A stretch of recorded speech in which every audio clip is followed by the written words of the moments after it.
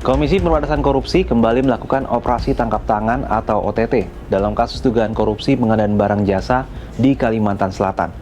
Ini merupakan yang pertama kalinya KPK melakukan OTT lagi setelah 8 bulan.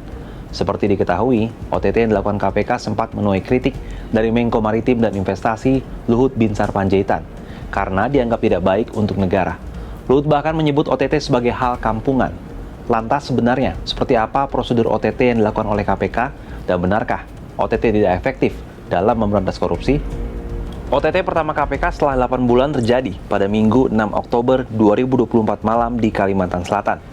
KPK menangkap 6 orang yang terdiri dari 4 penyelenggara negara dan 2 pihak swasta yang diduga terlibat dalam kasus dugaan korupsi pengadaan barang jasa di Kalimantan Selatan. Juru bicara KPK Tessa Mardika dalam keterangannya Senin 7 Oktober malam di Jakarta mengungkapkan KPK telah mengamankan uang lebih dari 10 miliar rupiah dalam operasi tangkap tangan ini. Untuk kegiatan tangkap tangan itu umumnya yang terjadi di Komisi Pemberantasan Korupsi masih ada kaitannya dengan suap menyuap ya. Tentunya apakah suap menyuap itu nanti ada kaitannya dengan pengadaan atau hal lainnya, saya masih belum bisa buka saat ini. Jadi teman-teman saya harap bisa bersabar menunggu. OTT di Kalsel tercatat sebagai operasi tangkap tangan ketiga KPK di tahun 2024. KPK sebelumnya menggelar OTT di Sidoarjo, Jawa Timur pada Januari 2024 dan Labuan Batu, Sumatera Utara pada Februari 2024. Jumlah OTT yang dilakukan KPK ini pun terus menurun dibandingkan beberapa tahun sebelumnya. Apa penyebabnya? Berdasarkan catatan Kompas, sejak lembaga anti rasuah tersebut berdiri pada 2003, sebanyak 1.519 orang telah ditetapkan sebagai tersangka oleh KPK. Adapun operasi tangkap tangan alias OTT merupakan salah satu bentuk penanganan kasus korupsi oleh KPK.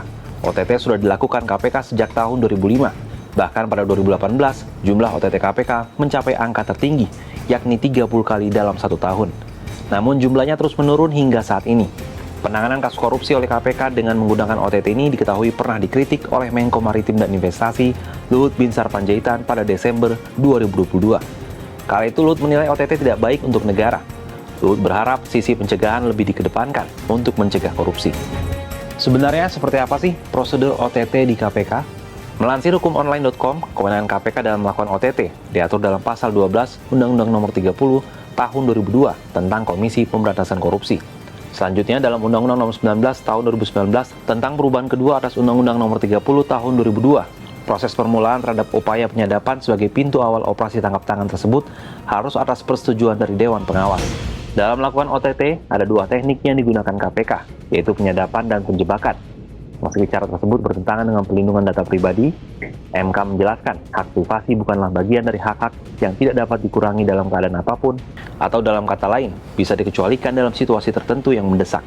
OTT dinilai sangat efektif untuk membuktikan kejahatan yang sulit dicari pembuktiannya, termasuk kejahatan tindak pidana korupsi. Dalam OTT, seseorang yang terbukti melakukan transaksi gelap akan langsung dapat dibuktikan dengan barang bukti di lokasi penangkapan. Terlepas dari upaya preventif dalam pencegahan korupsi yang juga masih terus didorong, beberapa OTT terbukti mengungkap kerugian negara dalam jumlah besar. Seperti penangkapan bekas Bupati Bogor Ade Yasin pada April 2022 yang diduga menyuap pemeriksa Badan Pemeriksa Keuangan dengan barang bukti 1,9 miliar rupiah.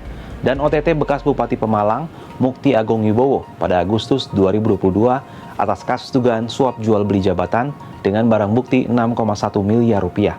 Kalau menurut sahabat Kompas gimana? Setuju nggak dengan OTT KPK atau justru sebaiknya OTT dihapuskan saja?